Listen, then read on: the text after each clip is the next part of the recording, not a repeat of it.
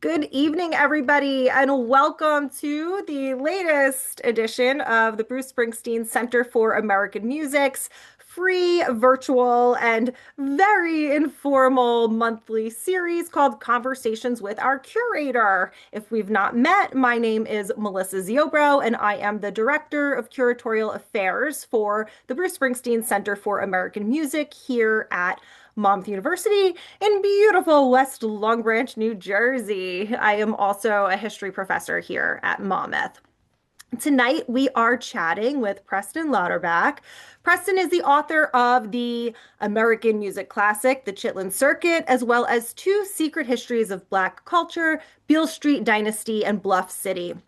Preston has also co-authored three memoirs with significant figures in Black music, including Brother Robert with the stepsister of bluesman Robert Johnson, Timekeeper with Memphis soul drummer Howard Grimes, and the forthcoming Spirit of the Century with the Blind Boys of Alabama. Is that still forthcoming, or is your bio old here, Preston? The bio could use a refresh, I'm Okay. afraid. Yes. But we digress. Preston's works have earned Book of the Year recognition from the Wall Street Journal, NPR, and Rolling Stone. He lives near Charlottesville, Virginia. But we are here tonight, as you know, to discuss Preston's 2025 book, Before Elvis, the African American musicians who made the king. Before we dive into chatting about this fabulous book, which, as we just noted, I did read the entire thing cover to cover, just a More few recently house than I have. just a few housekeeping details with apologies to our regulars who have to hear me say this month after month, but we always have different people on the Zoom depending what the topic is, and I love that, and it is my job to spread the good news of the center with everyone. So if you're not overly familiar with us, we are located, as I said, on the campus of Monmouth University. We are just a mile from the beach at the beautiful Jersey Shore, just up the road from famed Asbury Park.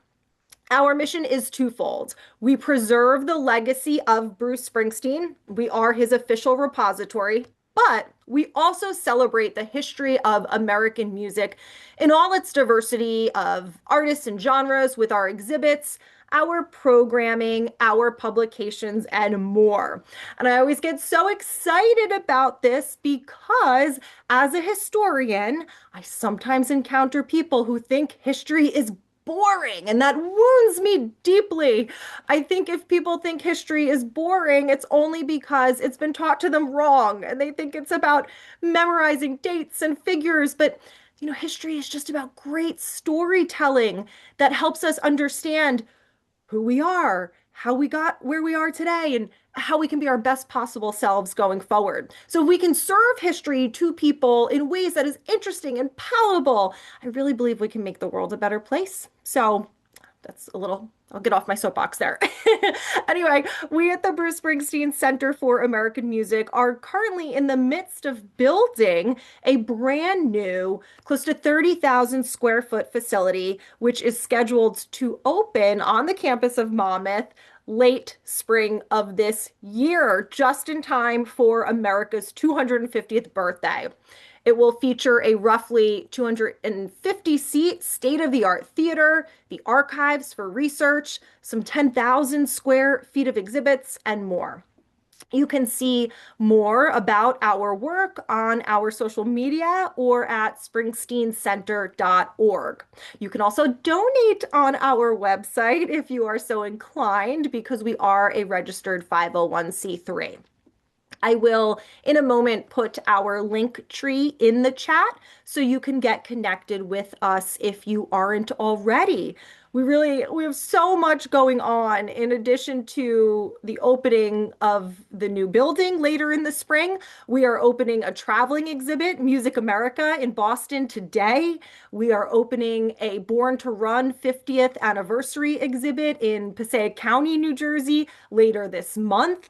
We just announced the honorees for our next American Music Honors event, which include Dionne Warwick, Patti Smith, Dr. Dre, the E Street Band, The Band, and The Doors. I could go on and on. So, again, please visit springsteencenter.org and our social media pages to stay on top of all our exciting announcements.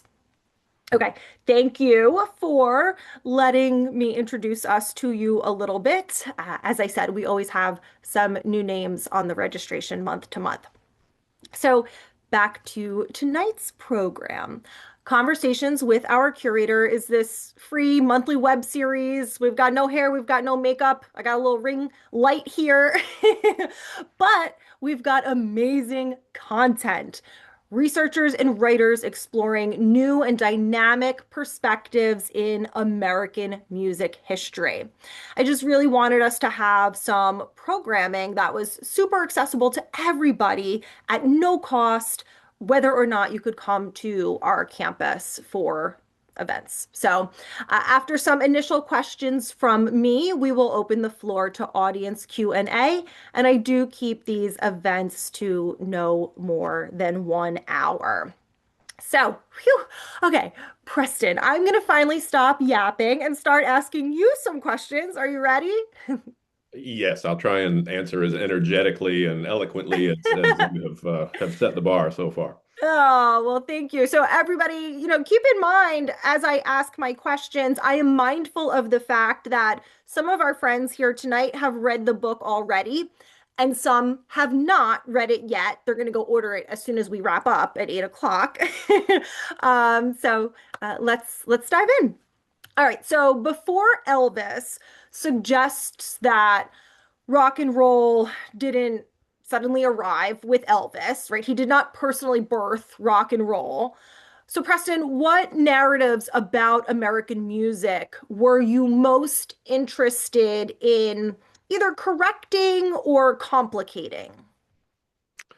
Well, I mean, you I think touched on it right there, which is the idea that rock and roll came about through a sort of big bang. Certainly, Elvis is the most identified and identifiable single artist with the explosion of rock and roll. But of course, there was a whole musical evolution before him, which, by the way, he acknowledged anytime anybody asked him. I mean, he always demurred from, being called the founder. I don't know how he felt about being called the king, though I think it's a well-deserved crown in his case. And so I really wanted to show, not only did all of this music precede Elvis, but even as a tremendously young and inexperienced performer and person in the industry, he was a brilliant listener, a huge fan. You mentioned the word nerd a few times. He was a full-on music nerd. This guy could not get enough of, what was going on Memphis radio at the time, what was being sold in the record shops, the live music scene, which was absolutely phenomenal in the city of Memphis in the early 1950s. So I wanted to kind of look at those roots through Elvis's eyes and to kind of hear what he heard and to see what he saw in order to bring these influences to life. And of course, there are more, preceding or before Elvis influences than those who are profiled in the book. But I you and I were discussing research before everybody logged on and how important it is to research with an open mind and to go where the sources take you rather than to where you think they need to go or what you think you need to say.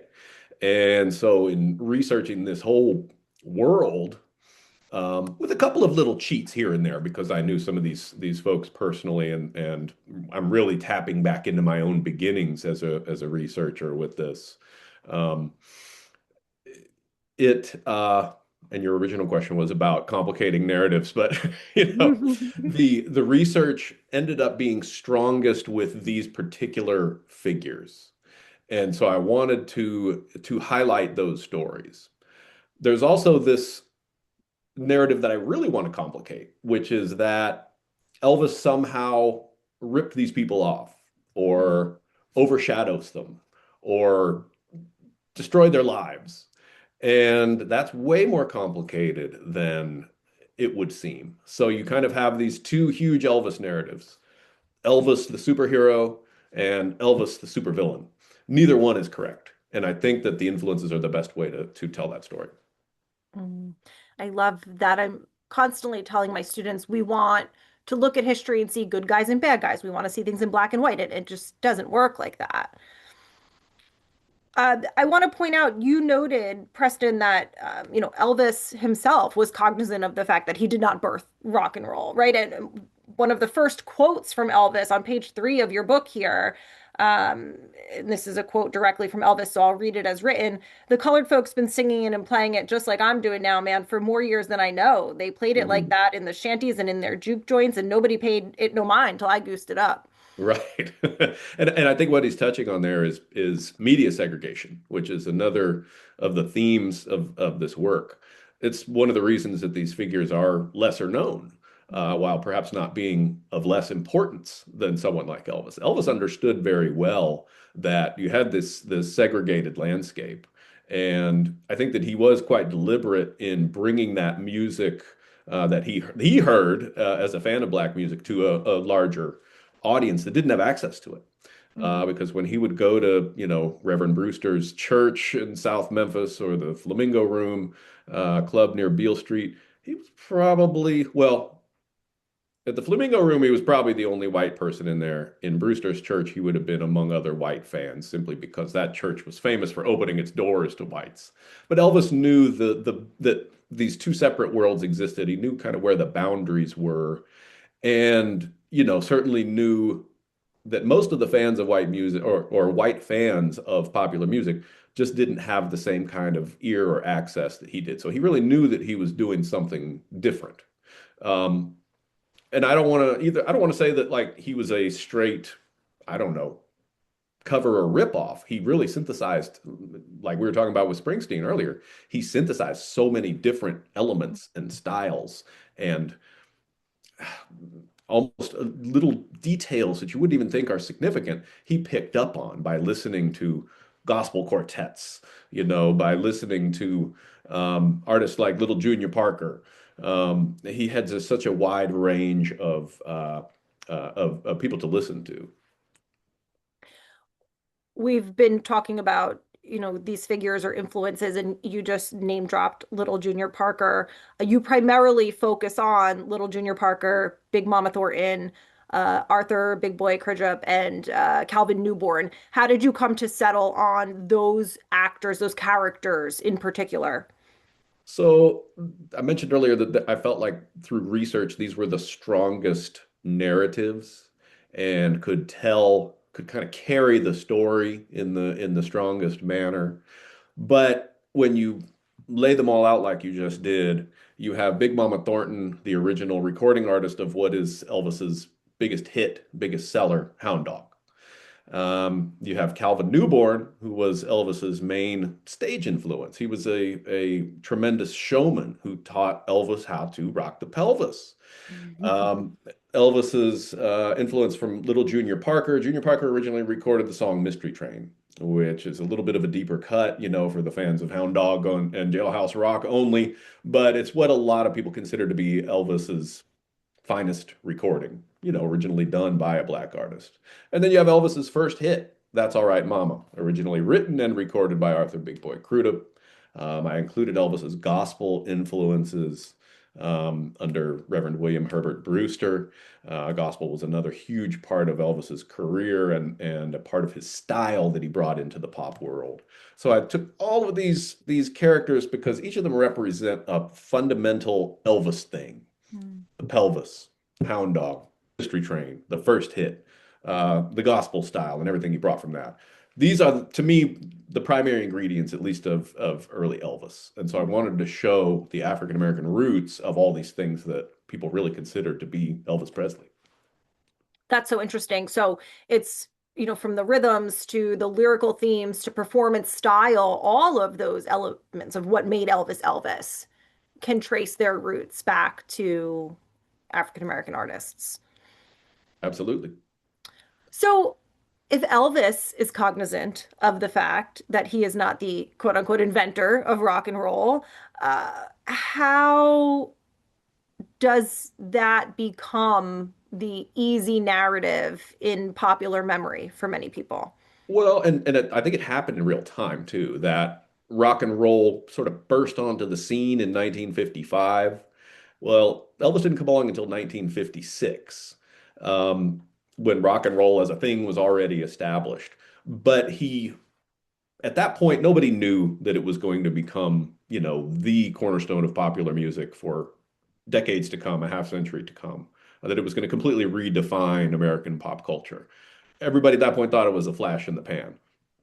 Elvis was so monumental and so explosive in his stardom, and became so powerfully associated with rock and roll being a lot more than a passing fancy, rock and roll being a not only a musical thing, but a huge cultural movement as well. Elvis was so strongly identified with, the sort of dangerous relationship to Black culture. The sexuality, that he embodied on stage that made all these girls scream out in the audience. I mean, these were very threatening things to white middle class society. And so he is wrapped up with, I think, the most explosive elements of rock and roll, and was from the very beginning. So I think that's how and why he became so, inextricably associated with the music. You noted that these are elements that are really threatening to white middle class society. Um, Talk to us a little bit more about how this situation is very much a product of race relations, segregation, the structure of the music business industry at this moment in time in the mid 1950s. Well, it's sort of a American society. I wasn't alive then, so I'm going on what I have read and heard from others. But America was a racially segregated country at the time that Elvis burst onto the scene, and that's no joke. I mean, it affected the way that everything functioned in this country.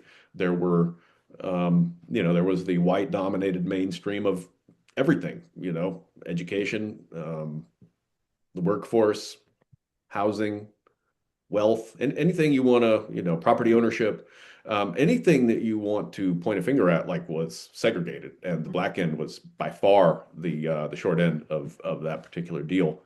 And I talked or mentioned earlier that part of the reason that these influences of Elvis are lesser known is due to media segregation. Mhm. The media was the exact same way. Um, Black artists had far less access to uh, televised performances, to being featured on televised performances. There were certainly some exceptions to that, but for the most part, the acts that were appearing on TV were white acts. You you know listen to, if you remember, an old radio dial in your car, your old car stereo that you had to twist the knob on, to get through the entire bandwidth of radio stations. There would be a little sliver of that devoted to black programming. Maybe, depending on where you were, even just a period of the day on one station that had a black program on it.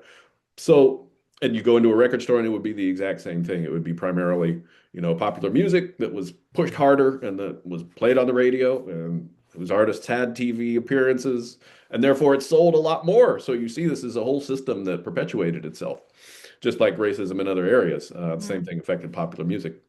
And so there would be a little sliver of black music, of race records, they called them for Yeah. a while, in the record store. So, Race records and then hillbilly records, right, would have been like the flip side of that. well, yeah, that's certainly true. Yeah, when it came to you know, what country music was at that point, or was marketed as at that point, Yeah. was hillbilly. And so, yeah, I mean, the entire landscape, not only the physical landscape of America, but the cultural landscape, was racially segregated. Mhm. And like I said, it was no joke. I mean, most people did not have access across those barriers. And so I think everybody probably has a working knowledge of racism and why why this was. I don't want to go into all that right now, but the reason that Elvis encountered such cultural pushback from everybody who thought that he was ruining the morals of the country is that he was not afraid of embodying some of these things, embodying Black culture. And one of my favorite people who I got to know many years ago who knew Elvis well was Calvin Newborn, who we mentioned earlier as Elvis's stage influence. I mentioned the countering the narratives of Elvis as superhero and supervillain. Well, Calvin, a lot of people have felt like Calvin should be angry with Elvis because Elvis, took his dance moves that he learned I from literally just wrote that down, Preston. My next question is if there was resentment. So please, you read Right. my mind. Well, and not that there wasn't, but like I said, it's more complicated than that. And so Calvin had every reason to have an axe to grind with Elvis. Elvis really did become famous based on his stage presentation because if you think about it, he had had records out for nearly 2 years before he appeared on television. So when people saw him that they lost their whatting minds.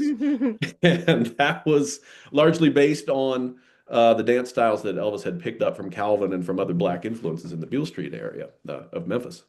And so, look, Calvin could have been very pissed off about how this all went down because Calvin ended up not becoming the king of rock and roll. What's so interesting about that is Calvin didn't care about that. He didn't mind. He had his own story that he was living. He was a jazz musician. And he and his brother, the brilliant pianist Phineas Newborn Jr., their goal was to get to New York City and make it in the jazz world. And so, right as Elvis was breaking on the scene on through his first televised appearances, the Newborn brothers, whom he had learned so much from, whose father Elvis had learned so much from, were debuting at Birdland up in New York City. That was what they called the Jazz Mountaintop. That was their career goal. That's where they wanted to be. They didn't give a damn about, a shaking pelvis or anything like that, or being the king. That was not on their radar in any way. And so Calvin, because he accomplished what he set out to do, didn't feel ripped off or anything like that. He felt like he'd done what he wanted to do and he felt accomplished.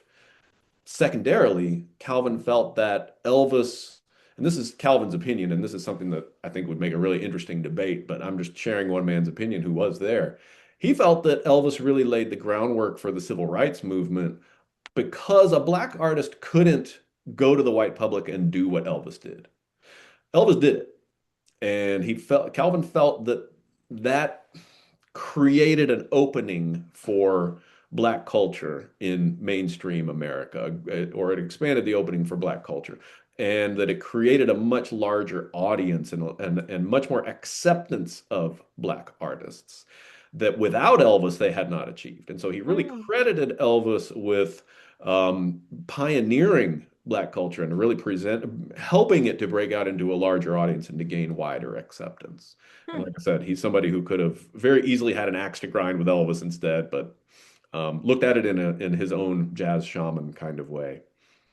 Interesting. What about some of the other key figures that you discuss in the book? Oh yeah, well there was definitely bitterness among some, you know. But again, it's. I like to take the example of Big Mama Thornton here. Big Mama Thornton, the original recording artist for the song Hound Dog, which is, like I said, one that is more associated with Elvis than anybody. Uh, her career almost went the opposite direction of Elvis's at the same time. When he's going up, she's crashing. Elvis's release of Hound Dog led to, let me back up a little bit. So Big Mama's version was a hit in 1953, summer of 1953. Big hit in Memphis. Elvis's recording mentor, Sam Phillips, actually recorded an answer version with a guy named Rufus Thomas that's called Bearcat. It's a Okay. beautiful song. And so Elvis would have been well aware of Hound Dog, Bear, that whole conversation. So Hound Dog was definitely a thing in Black America in the rhythm and blues world in the mid 50s. But that version of it died down. Big Mama Thornton's career kind of went where some careers go. It slowed down a little bit by 56. She enjoyed a little brief revival when Elvis's version of the song came out. But then, I mean, she just went broke. It was over for her by about 1958. And in doing my research on her, it was always really exciting to find her pop up in, a club in South Central LA or a recording up in Oakland. She was doing what she could, and she was working Her recordings are still incredible during that time. I mean, she never gave less than her all when she was cutting a record. I mean, she was just a beautiful artist, a tremendous artist. But because of this sort of twist of fate where Elvis gets to be the biggest thing in the world off of what she considers to be her song, naturally there was some resentment there. She experienced some lows for a number of years, but really worked her way back into um, being a more important or better compensated artist during the mid 60s through the psychedelic scene up in the Bay Area. She was really the one of the only black acts to perform alongside the Grateful Dead. Um, I think they were called Jefferson Airplane at that point. They made Group Jefferson Airplane. They had different names at different times. So the early psychedelic bands and the Paul Butterfield Blues Band was another big one back at that time. These psychedelic bands were really playing a bunch of more folksy acoustic string music until people like Big Mama came with this hard electric blues. And so she became sort of the one of the influences of that psychedelic scene. She thought it was insane. She performed at a festival not unlike Woodstock, where there were a bunch of naked white people running around, and she didn't quite know what to make of that. But through that, she enjoyed a resurgence in her career. Well, she always told the story of Hound Dog and how Elvis made, $10 million off of it, and she made nothing, which is true. She was exploited financially in ways that, I think you should probably get into in the book because it's a complex story. What is so fascinating about Big Mama is that she used that story to her advantage. It was almost part of her performance. Mm. It was this set piece that she used to essentially work the audience or work the media if she was doing an interview. Talking to people who knew her on the road, fellow musicians, they said she wasn't really that caught up. She didn't really care. Like she was out to have a good time, to drink, smoke, be on the road and live the life. She wasn't really hung up on that stuff. It was part of her story, her spiel, as a performer. And so I thought that was really brilliant, the way that she used that particular story in order to appeal to her audience. And she ended up writing and performing a song that Janis Joplin adopted, essentially, and becoming, a little bit better compensated than she had for Hound Dog. There were some problems with that song as well. Um, but Big Mama had this whole resurgent career that had nothing to do with Hound Dog necessarily. I don't even think she liked doing the song very much. So she really expanded her repertoire, but it was very much thanks to this story that she liked to tell about the disparity between how she made Elvis and where Elvis was and where she was. Yeah. A good story. So, cultural appropriation is not a term that would have been popular in the 50s and 60s. But in your opinion, having studied this, where is the line between cultural appreciation, which has a more positive connotation, and cultural appropriation, which obviously has a more negative connotation? Well, I think it's tough. I think that, there's another side to that blade when we talk about Elvis breaking black culture onto the mainstream stage for the first time. Yes, he did that. Yes, he created more audience interest in some of the originators. And yes, he was good about name dropping his influences like Fats Domino and with uh, Big Boy Crudup, who we talked about for a second earlier, who recorded Elvis's first hit. Elvis was still he had access to wealth that black artists just were never going to come near. That they just were not going to have access to in any world. He didn't have a heck of a lot of control over that particular dynamic, but it is very much the case that Elvis made a lot of money um, in his career, and in part from doing black originated material that those originators themselves never could. Mm. And so I think if everybody has kind of an equal playing field, then we're not talking about appropriation. But when the playing field is quite unequal in that case, then it is an appropriation because you're taking something from one place and making money off of it in another. if Elvis was strictly if Elvis was himself but a black R&B artist and he had to go toe to toe with, Fats Domino and Jackie Wilson and all of the people that he looked up to, it would have been a completely different situation. We've talked about this a little bit, but your book relies heavily on archival research and firsthand accounts. Were there any areas of the historical record that felt frustratingly incomplete? Like, were there sources that you'd hoped to find and couldn't? Of course, dealing with, African American entertainment in that particular time, the media focus was not too strong. And so somebody like Little Junior Parker, who had endless outstanding records. I urge everybody, as soon as you get off here and buy my book, go listen to some Junior Parker, and you're in for a treat. I mean, he's just a song stylist like no other. This man put out, I don't know how many records, all of them high quality. Really never gave a formal press interview. Was never so putting his story together was talking to someone who knew his first wife, talking to some relatives of his in Clarksdale, Mississippi, where he spent some of his early years, talking to musicians who had worked with him, piecing things together. There was no strong, unified body of sources for the life of this terrific artist who was great in his own right and then had influence over others as well. And so that, yes, it's frustrating because I wish that there were reels and reels of Little Junior Parker interviews. At the same time, it was really fun.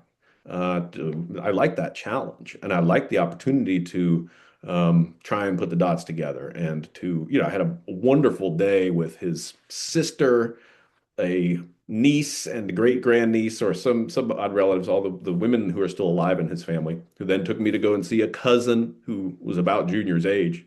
Um, and so times like that are priceless, and it's hard to put across in a book when you just read a few quotes from the person. But, to sit in Junior's world for a day with people who he knew and who loved him, I mean, that's great. I love that.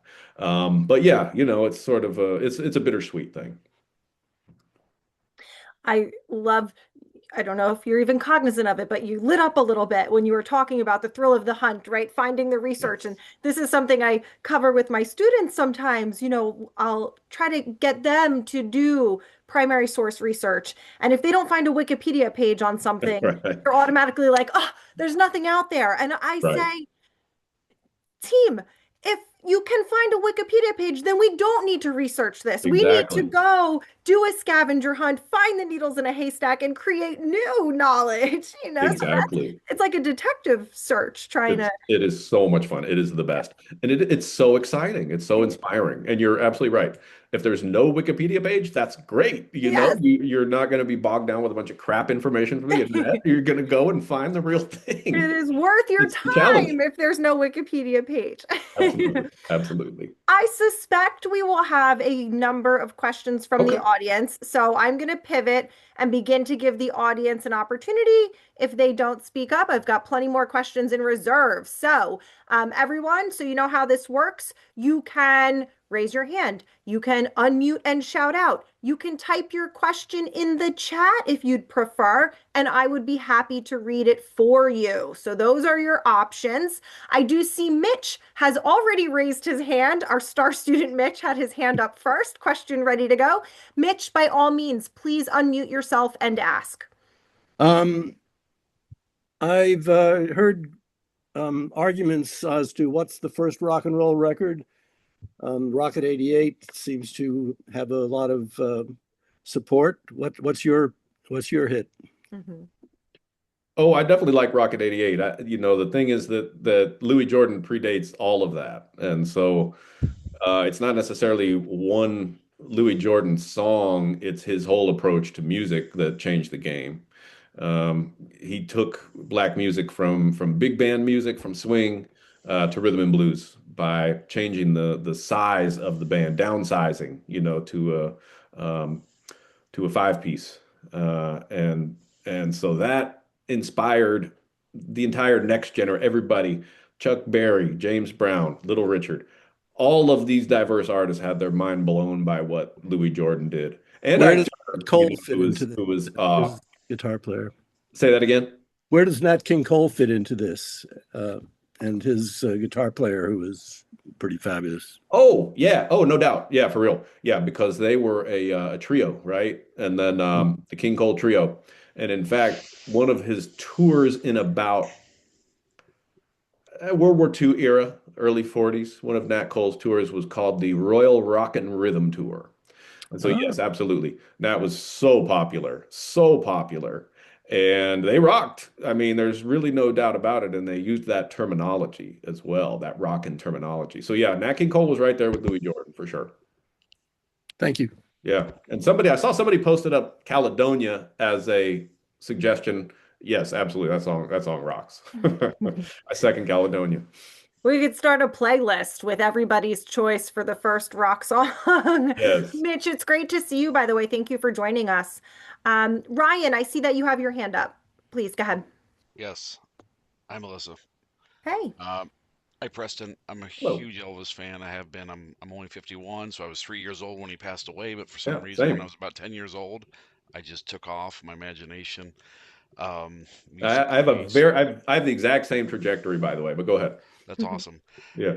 So I guess the part that really bothers me when there's talking about misappropriation and everything. I mean, I totally get it.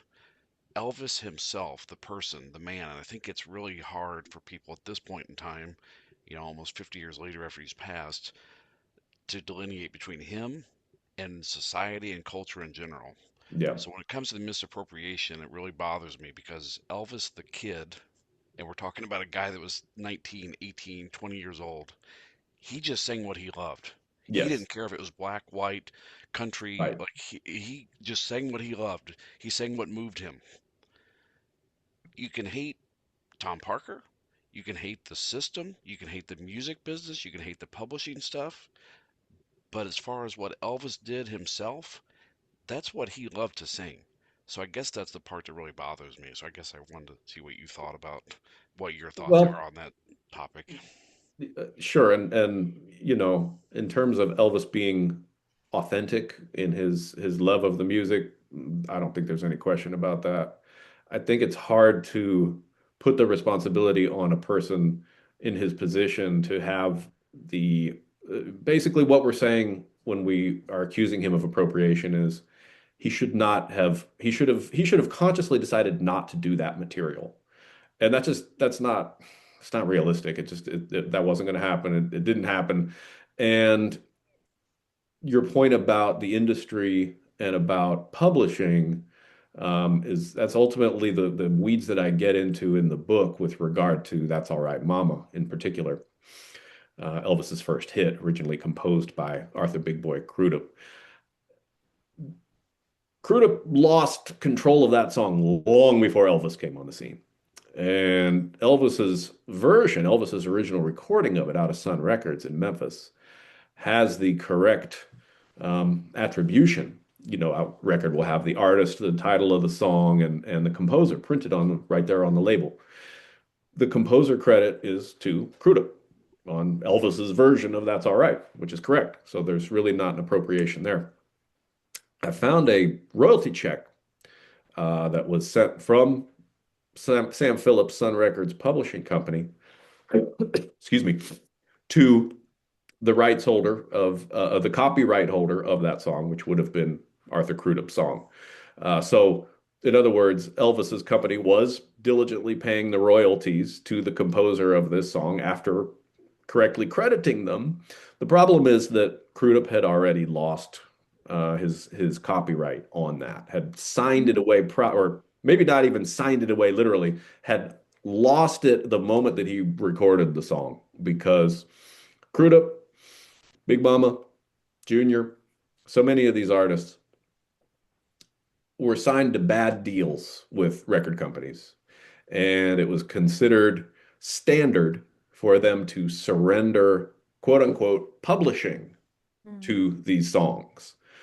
Look, you're an 18, 19, 20-year-old artist. You don't give a shit. What's publishing? Publishing's irrelevant. I want to make a record, I want to be on the radio, I want to be in the shops, right?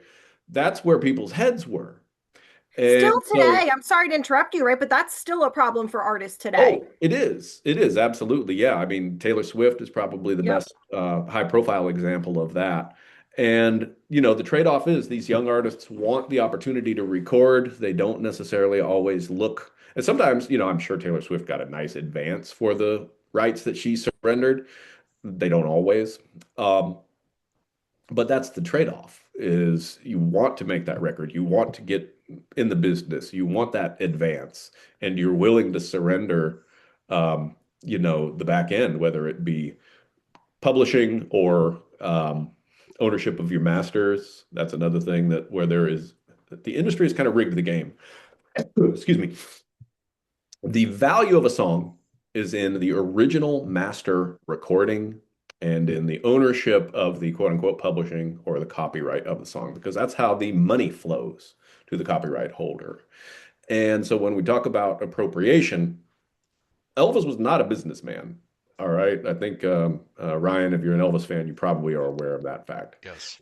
And that was not where he was. He was an artist. He was doing his job as an artist, and the business people were doing what they did. And so Elvis was probably more an accessory to the appropriation by doing the material and that, but the actual unethical behavior was carried out by whether it be his publishers, Hill and Range, Colonel Parker in some cases. Though I didn't come across too many bad Colonel Parker stories in this. It mostly came down to the guys who controlled Elvis Presley music. Um, but yes, that's a long answer to your question, but that's really where it is. It's an extremely complicated issue, and I think that's a part of it. But yes, Elvis was Elvis. The business was the business. These things go on forever. All right. Mm. Thank you. Thanks for your question, Ryan. Paul, I see your hand raised. Please go ahead.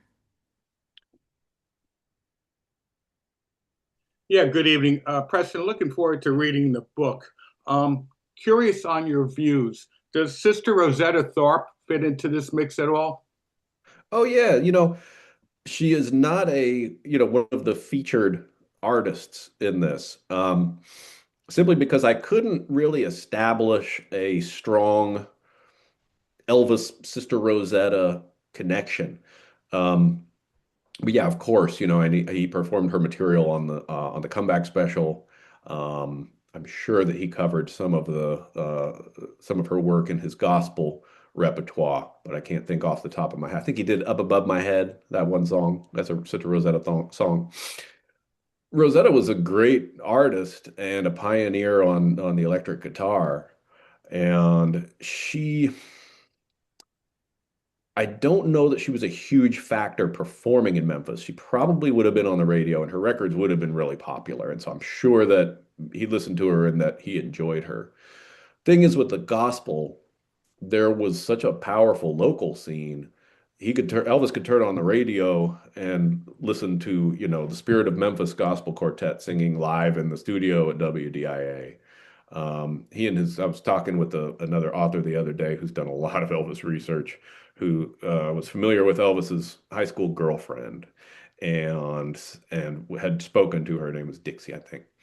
And he said, yeah, Dixie talked about how they would leave their church and go down to Reverend Brewster's church. You know, two white kids going down to the black church, and there were, you know, some towering figures down at Reverend Brewster's church as well. So when it came to gospel influences, the personal influences for Elvis, I think, were those Memphis artists more so than Sister Rosetta. But yeah, she's a terrific artist as well, no doubt about it. Thank you. Appreciate that. All right, thank you. Thanks for your question, Paul. Here's a question from Eric in the chat. I hope this is not a curveball. Eric writes, I've been thinking about the legacy of David Bowie, now 10 years since his passing, and his parallels with Elvis as influential solo artists for their respective countries and globally, in addition to sharing the same birthday. How do you Oh, feel okay. that Elvis and Bowie's engagement with Black music and Black culture differed? Oh, I don't know enough about Bowie to say anything See, I prefaced it intelligent. with I don't know if this is too much of a curveball. It's no problem. No, that's a cool question. I wish I could, but no, I don't really. I can't say anything substantial about that. All right, so Eric, your homework is to research that and report back to everybody. Yes, yes. You could be on next month.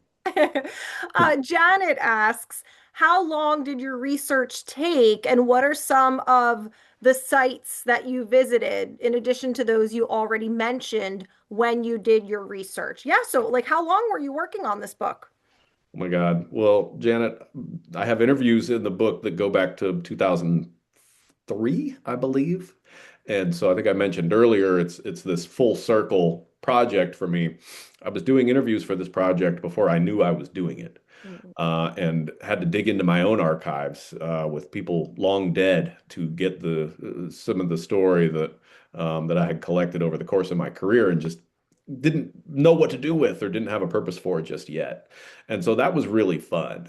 Um, so archives, Smithsonian and Museum of American History in Washington, D.C. has a terrific collection of oral histories that were conducted with rock and roll pioneers and with Memphis musicians throughout the 1990s. So everybody other than Elvis was still alive at that point. So it's a terrific collection that I spent a lot of time with.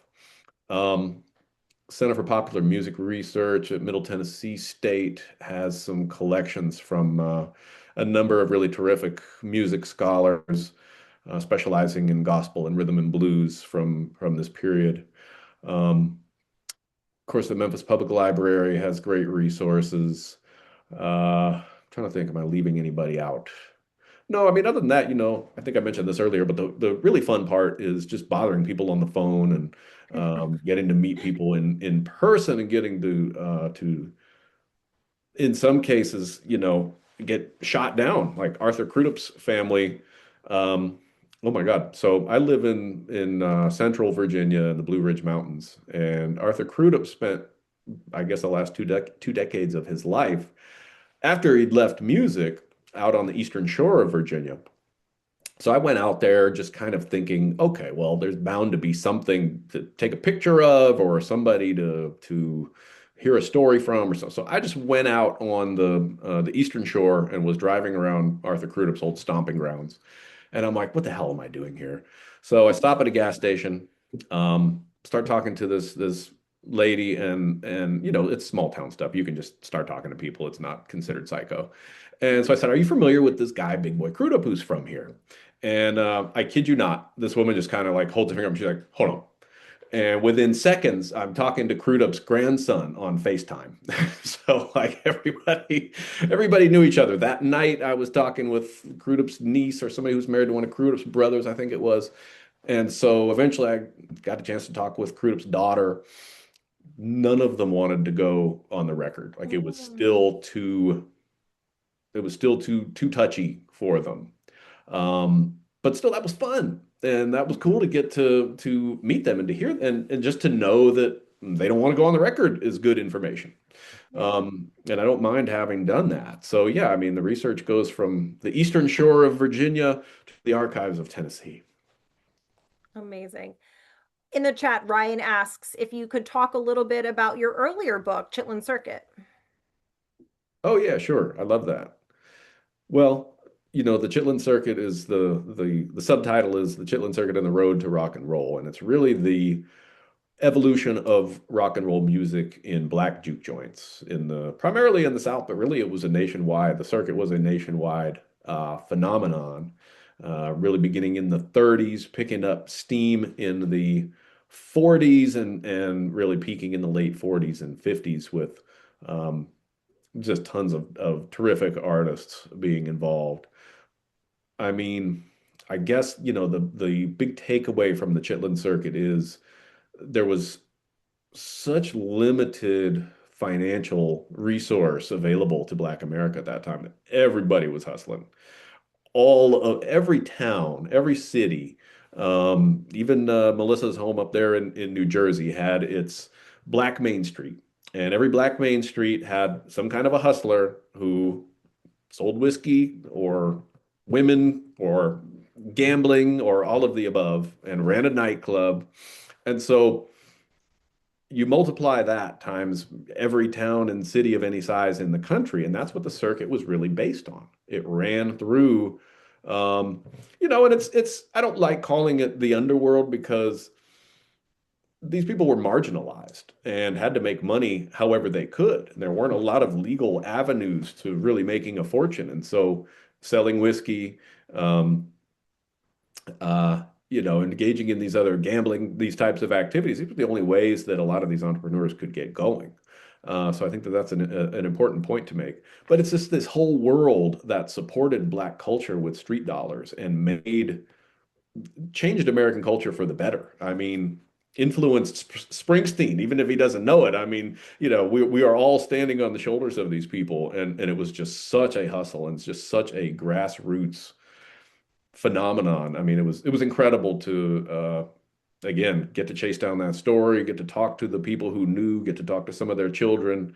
That was a thrill. So I love being part of that, and it was such a wonderful process, and I felt like I had lightning shooting through me when I was writing that. It was just, I'm lucky to have felt that way once in my life.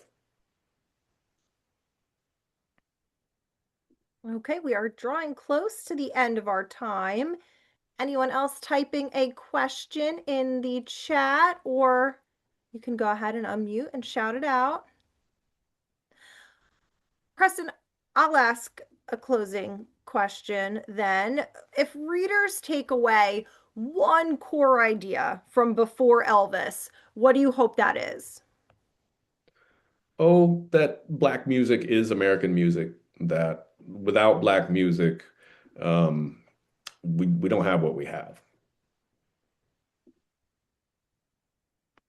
That was so perfect and succinct there. Well, I It's don't think almost, like a takeaway should go on forever. You got to yes, be able to actually take away the takeaway. So, that was perfection. So, Preston, is there anything we have not covered this evening that you hoped we would have?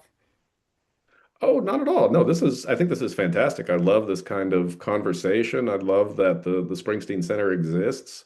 Hopefully, I'll be the first one up there when you guys open your doors, and I'm gonna try on one of Bruce's jackets. You are. You shoot me an email. We'll get you that behind the scenes curatorial led tour anytime, Preston. Nice. Well, thank you so much. Again, Thank you. everybody, the book is Before Elvis, the African American Musicians Who Made the King. So you want to go out and grab your copy right away because you're going to read it cover to cover before you know it. And this discussion of how music is a conversation between generations is something that we really will explore in depth in our new building when we open in late spring. So I hope that we see everybody again. Please keep in touch. Again, you can find us on socials, springsteencenter.org, and we hope to see everybody soon. Thanks, Preston. Thanks, everybody, for joining. Thank you all for having me. Have a great night.